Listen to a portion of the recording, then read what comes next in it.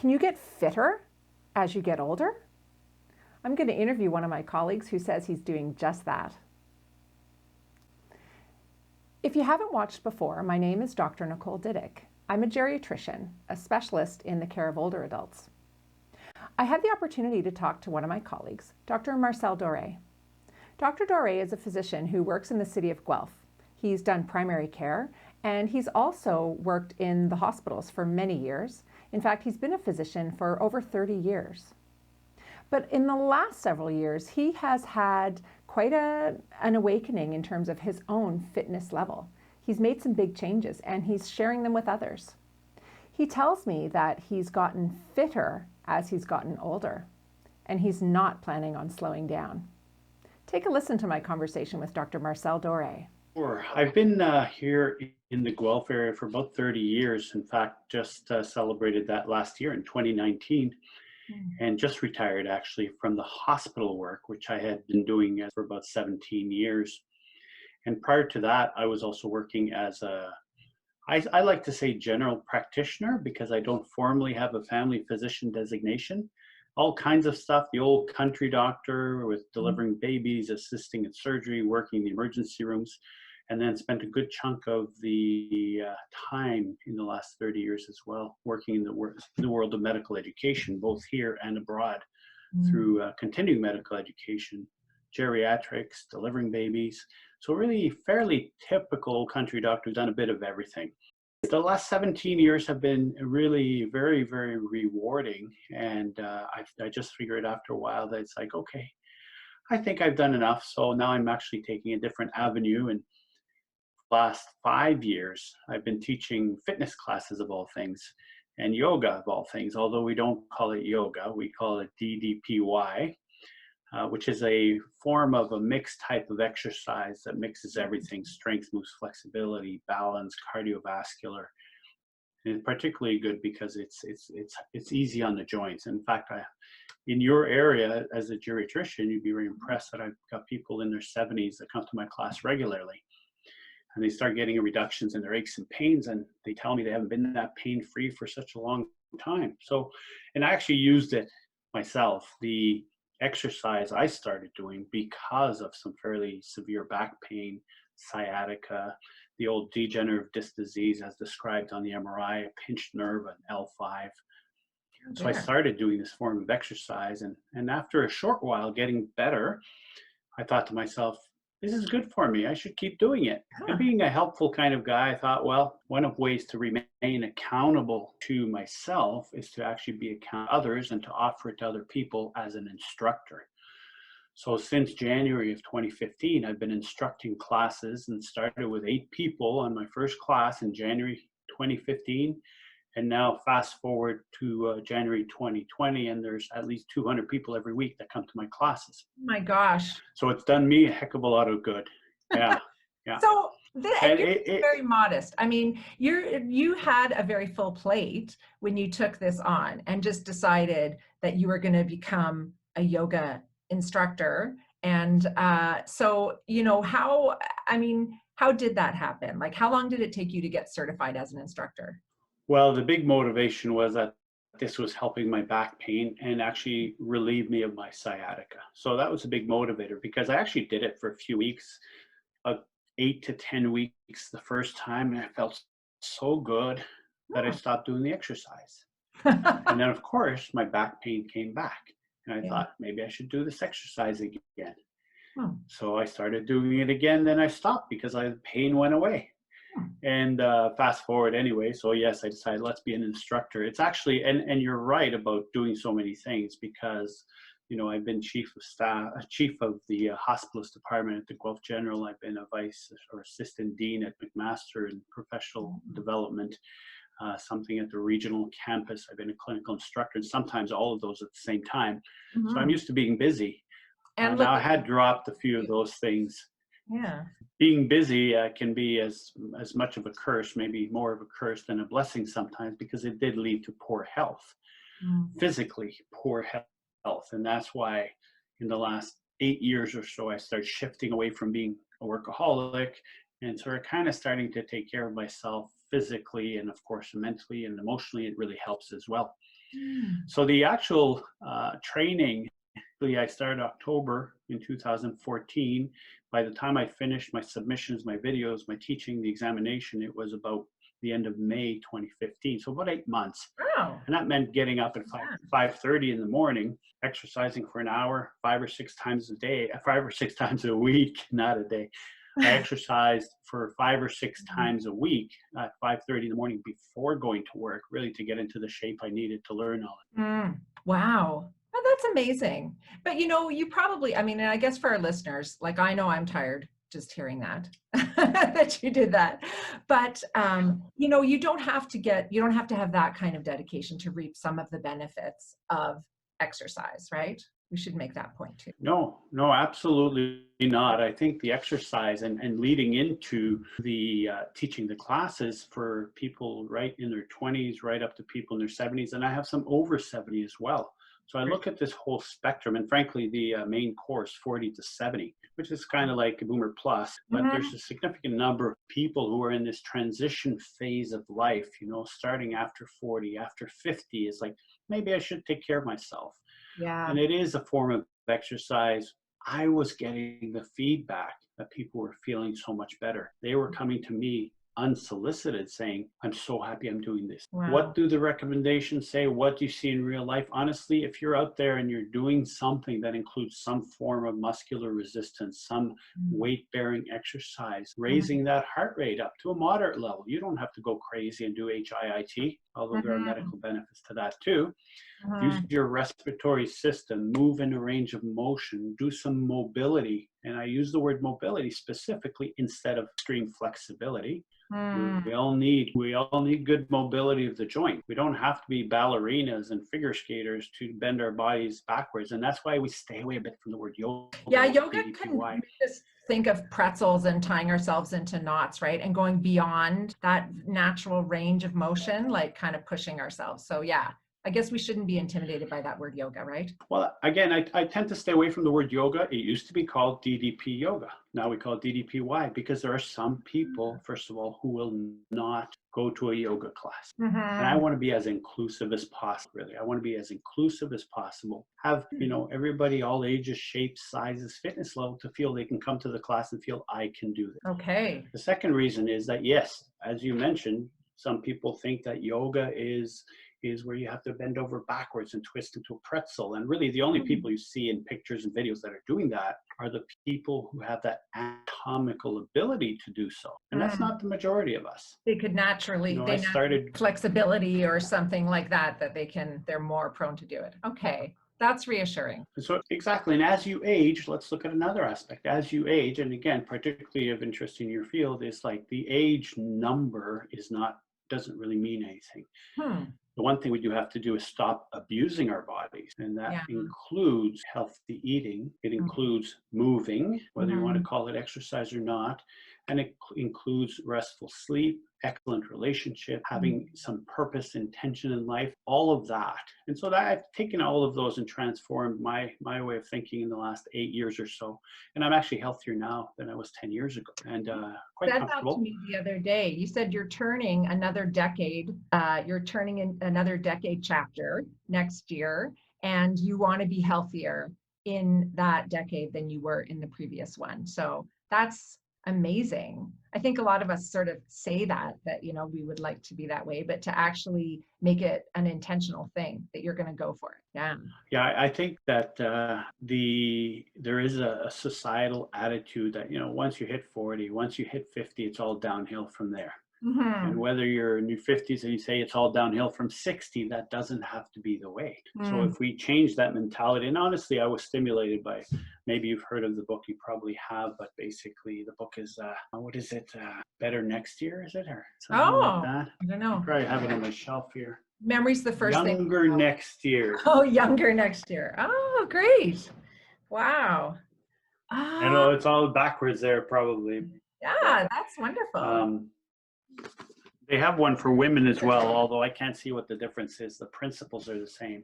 Wow, so that inspired you. It started. There's several books. There are other fitness kind of people that have inspired me as well. There's Mark Sisson. out of California. He kind of is with a paleo movement, but he Okay. was a competitive runner. Yeah, he was a competitive runner. He Oh was boy. abusing his body for a long time competitively. So when you abuse your body, you have to take time to recover. So do you Yeah. continue abusing your body half the year and recovering the other half of the year? There's Hmm. another guy I've read more about is this fellow called Phil Maffetone. Oh, okay. Very good. Same idea. I'll leave the names of those These, books in the description box too, if yeah, people want to look those well, up and read those. That's good that you're recommending them. So what does Maffetone kind of, what's his shtick? well, any of these who are 50 plus Mhm. trainers, healthy people, or whether you have friends to do the same thing, and I do. I have a 75-year-old friend, and we cycle together and we walk together, and Wow. he's 75. I'm almost 60, and there's no problem in terms of us doing the same activities. But the same principles really: move, lift some weights, Mhm. get the heart rate up, and all those other social factors and the relationship factors are important in staying healthy. So I do not have to go to the gym and try and bench press my weight. What for? I don't need to bench press my weight in real Mhm. life. So why would I go to the gym and then risk tendon rupture and joint Yeah. damage and the bar falling on my chest or something? I Oh my definitely don't gosh. want to do that. That's not an So attractive with moderation, picture. well, to your question about frequency, I mean, Mhm. moderate intensity, yes, stress on the body is good for you. So Mhm. stressing your body to a certain degree is good. And there's a physical reconstruction that happens, but not to the point of injury. Mhm. You might get micro injury, but not macro injury. Yeah, And I've then heard the other that. thing is consistency. Yep, Yeah. definitely stressing joints, muscles, bones is to a certain extent actually expedites the healing and the strengthening. That's been shown Mhm. in bones, ligaments, and tendons. So a little bit of stress is good. You got to The other have thing is it. consistency, Yeah. regular and do you do it once a week, twice a week, 3 times a week? I think the national guidelines from the Canadian Society of Exercise Physiology and pretty much everything we read is looking at, 3, 4 times a week, moderate intensity, 30, 45 minutes. Uh, and that applies, and they have specific guidelines at the Canadian Society for Exercise Physiology for people over 60, I think is the cutoff. But I agree with those. And if you Yeah. can keep doing something regularly without injury and without having to spend your time in recovery, then you're Hmm. doing well. So, so what I'm hearing is that it's moderate intensity. So you don't have to push yourself to the point of pain or suffering. And in fact, I think it's interesting that you said there was a guy who was a competitive runner who was abusing his body. Like most of us would think, oh, competitive runners, they're in great shape. They treat their bodies like a temple. So that's a real mind shift to say that overdoing it is injurious, and we don't want to promote that. Like we want people to stay in that zone where they're moving the right way and getting their heart rate up and doing it with an intensity that's going to be helpful, not overdoing it. But the consistency part, so that is hard. And I know your email has the words transition coach in it. So you must have figured out, or you must have learned some methods to how do you help people stay with that transition and be consistent. That's the people who are successful at doing, changing their health levels through lifestyle. It's because they're consistent. So how, Absolutely. what are you going to tell me? How am I going to stick to my healthy eating program, especially now that there's a quarantine and I've just had Easter chocolates? How am I going to be consistent? What's the key? Well, the key to consistently doing things that are healthy for you and in the long run, and I specifically say the long run because the elements in our society is telling us, this for 6 weeks, 8 weeks, 12 weeks, boom, your whole life has 30-day changed. And I'm program. sitting and looking at that, I'm saying, why? Why are we stopping at 12 weeks? Mhm. So it's a mental shift to saying everything counts. Everything counts, right? I think of the Chinese torture there. If you lie down and you have a drop of water falling on your forehead, say Mhm. that's nothing. what's that going to do? You Yeah. can do that 1,000 or 10,000 times and you'll start feeling the effects. Now Yeah. that's a little discouraging. I think, I don't want anybody to sort of have to wait 12 months to start feeling better. So there are certain key things that I like to focus on. Number one is stop focusing on the weight and the way you look. Start focusing more on the way you feel. Start being aware. When I have that chocolate bar, when I have that cupcake, how do I feel afterwards? And unless you actually have something to compare to, then you may not actually pick up on it. Again, it's like when the people used to smoke all over the place. It wasn't long ago, maybe 20, 25 ago. Used to go to a restaurant, everybody was smoking. Isn't that hard to Then they had the remember? non-smoking section. So gross. It's a long time ago, thank goodness. Yes. But now, you sit at a restaurant, there's no smoking, somebody opens the door to come in, somebody's outside the door smoking, then you can smell it from like 25 feet away. Yeah. So that's what I mean. Unless you experience a difference, you have nothing to compare. So let me start with a simple example is pick small things and make it a habit. So the first example could be, I'm not going to drink sugary pop drinks or sugary juices. Yeah. That's it, nothing else. Then you don't do that for 4 weeks. Then have a ginger ale or a Coca-Cola and you'll see the difference. Now you're starting to train the brain to be aware of what those benefits and changes are. With exercise, the best exercise for you, no matter who you are, is the one that you will do. The exercise that you will do is the one that's best for you. I love DDPY. It covers everything I need. But if you like walking, if you like cycling, if you like rock climbing, if you just like, going paddling or doing the treadmill, it doesn't matter. Start with something that you think you can consistently do. And there, it is a mindset. It's the mindset because my mindset now is everything I do matters, small, medium, or large. It doesn't mean I don't have chocolate cake. Okay, if I have chocolate cake, you are human. yeah, of course. And if you like chocolate cake, have some chocolate cake. But don't try to convince me that chocolate cake is good for you. No, that's true. You know what I mean? Yeah. So you don't say, this, I'll be fine. No, that piece of chocolate cake you have is not good for your system. If you do it once, so what? If you do it 50 times, maybe that's not so good. There's going to be a trade. So be honest, but enjoy. I think there's another person who's greatly influenced me as well, and her name is Elizabeth Benton, and she runs a podcast called Primal Potential.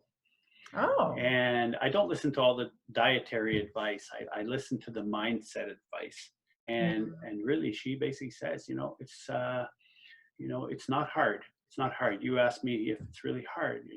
It's not hard. Having to sit at the bedside of a loved one who's dying from cancer. Now that's hard. Having to push a baby out in a delivery. That's hard. Having to say no to those Timbits that appear at the work counter in your workplace. That's not that hard. Yeah. So it's a small thing that counts. Yeah, exactly. And it's also practice saying, this time, today, I will say no to the detrimental stuff. Or the opposite. This time, today, I will do this exercise. Don't worry about tomorrow. Don't worry about yesterday. But the more often you practice the yeses and the nos in the appropriate setting, then it becomes more of a habit. The more it becomes of a habit, the easier it gets. That's good. And you see results. That's good to know. Because sometimes, I think that's the thing is you have to practice riding those cravings out and realizing that you didn't give into it and you survived, because most of the time you give in and you think, I really needed to give into that. But what if you don't give in? Why don't you just see what happens? It's fascinating. Yeah, exactly. So play with it, practice. And you know what? If you absolutely need that chocolate cake, have it, enjoy it. Yeah. Make sure it's something you really enjoy. Yeah. I use the analogy of ice cream. I love ice cream. I love ice cream. I used to be diabetic, but I fixed that. So I'm not diabetic anymore. That's wonderful. No diabetes. no hypertension. I used to weigh 285 pounds and I'm a Wow. 235 and I feel great. So, Good. but Those it's are good doable, but numbers. it's little steps. I'll Yeah. go back to the ice cream thing because I love ice cream, but now I don't buy ice cream. It's never in the house. If somebody brings it for, dinner or dessert, I'll have some. Yeah. And then it'll kind of last there forever. I'll give it back to them. They'll take it home. But Wow. then I say to myself, okay, I love ice cream, but I love Kawartha Dairy's ice cream. Everybody has their favorite. That is super So good. we don't have any Kawartha Dairy stores around here. Mm. So I know I have Kawartha Dairy ice cream twice a year when I head up to Halliburton area. Yes.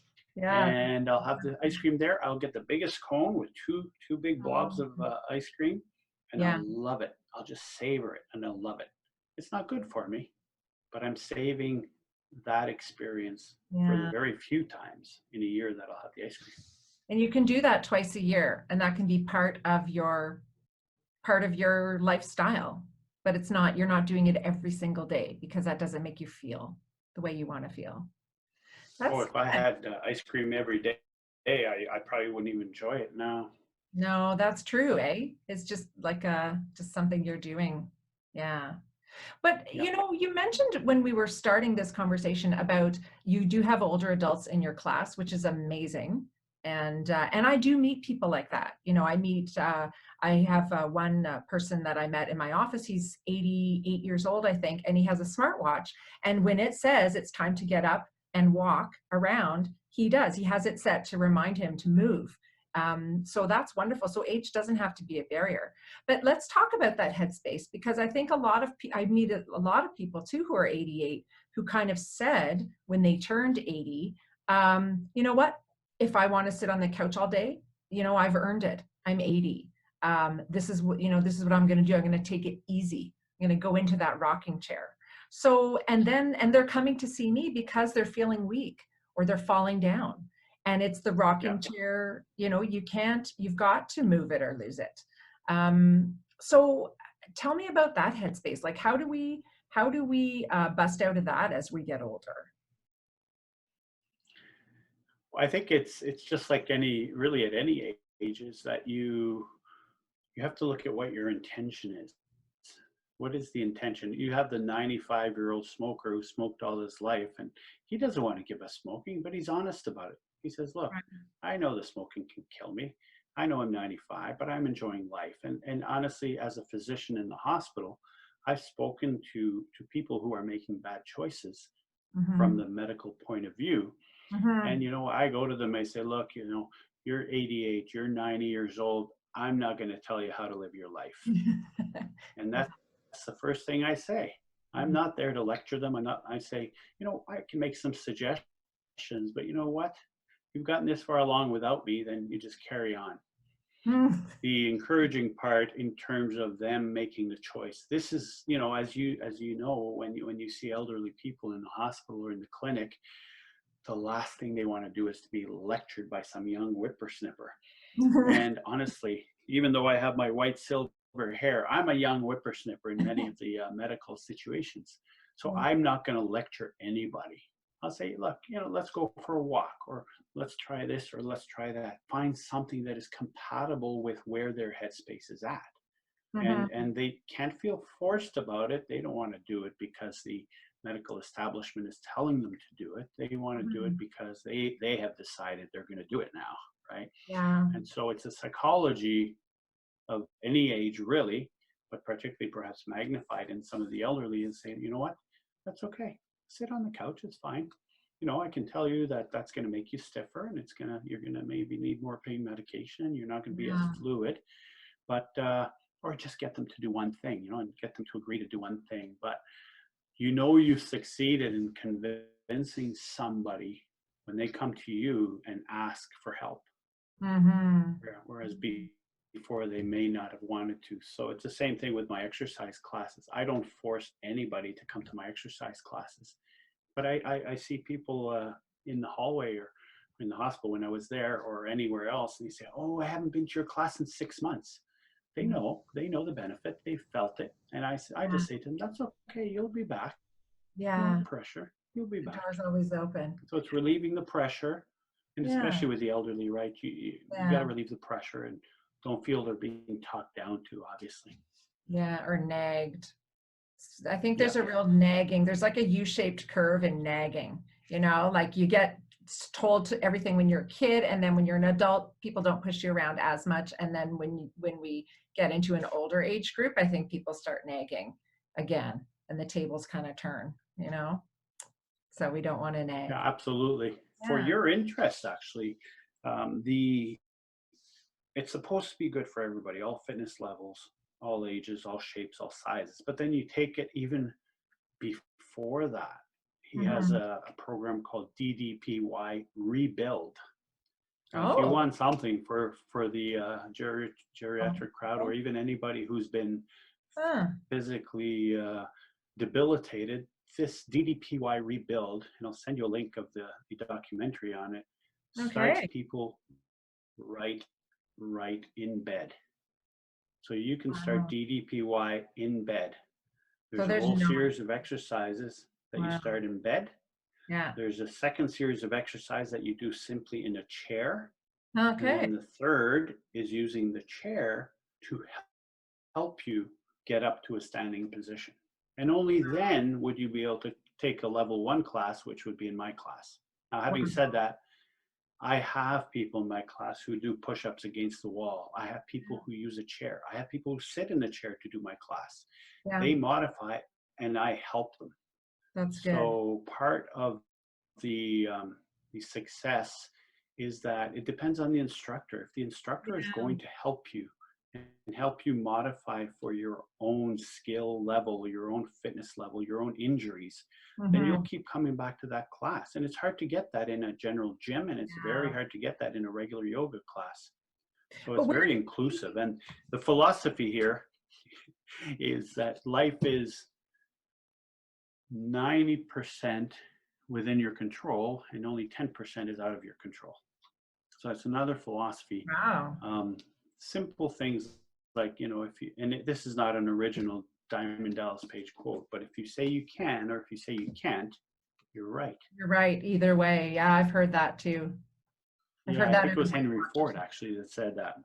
Who said that? But the other thing is Henry Ford, I believe. Oh, Henry Ford. Yeah, quote. so many good aphorisms from him. Wonderful. And all the stuff that Diamond Dallas Page, the street kid from New Jersey, wrote in this book, and this is his third book actually, are the same philosophies that many people have used over life. So it wasn't anything new for me, but to be able to verbalize it for different audiences is amazing. Yeah. You know, so maybe I need to come out. I need to come out to that class with my camera and do a little vlog. And bring my run. Absolutely, no problem. If you, and I tell the classes this all the time, if you say and you absolutely can't do something, and it's true, when you come to my class, you may not be able to do something, that's fine. I say to people, there's two options you have. Number one, you say, I can't do this, put a little period at the end or an exclamation mark, and you're not back the next class, done, I can do it. Or you change the mindset and you say, I can't do this, comma, ... yet. I like it. You see how it just changes the mindset. That's all it does. It changes the mindset. And it adds hope. Something that is impossible. Exactly. And who's got a time limit? And you know, us retirees and people as we get older, it's like we have time. So that yet. Could be 5, 10, 15 years down the road. Who cares? I love it. Marcel, I think we have to probably stop because I think I don't have the expensive Zoom membership. So I only can do a 40-minute meeting.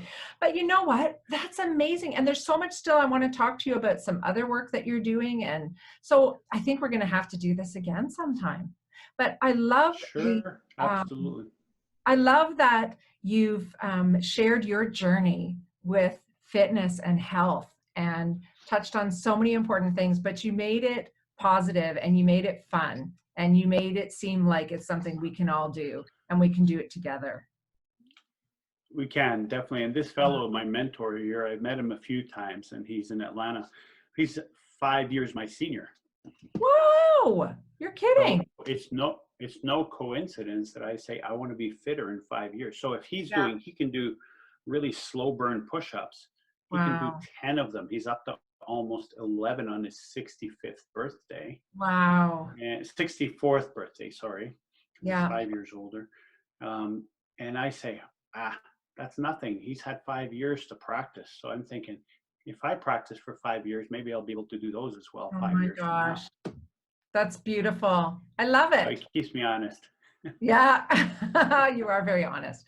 Oh, well, thank you so much for your time. I really appreciate it. All right. I'll leave all of the links to, I'll leave the books, the titles of the books there. And if there's any other links or websites or anything like that that you want to share, I'll link that too below the video.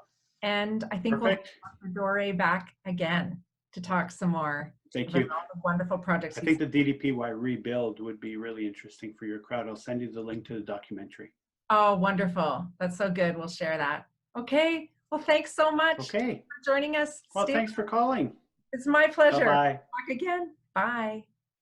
So I hope you enjoyed this conversation with Dr. Doré. I know that I did, and I learned a lot. I feel motivated to work on some of those behavior changes that'll get me closer to being healthier as I get older.